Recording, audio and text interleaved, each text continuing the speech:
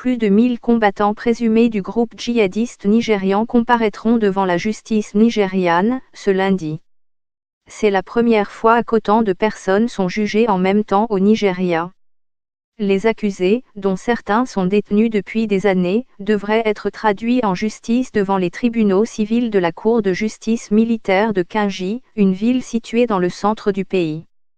Les autorités judiciaires nigérianes ont décidé de tenir les jugements en public parce que des organisations de défense des droits de l'homme, dont Amnesty International, ont critiqué les audiences secrètes de la première phase de ces procès en octobre dernier. 45 personnes avaient été condamnées à des peines allant de 3 à 31 ans de prison. Plus de 400 autres soupçonnés d'être des combattants de Boko Haram avaient été libérés faute de preuves.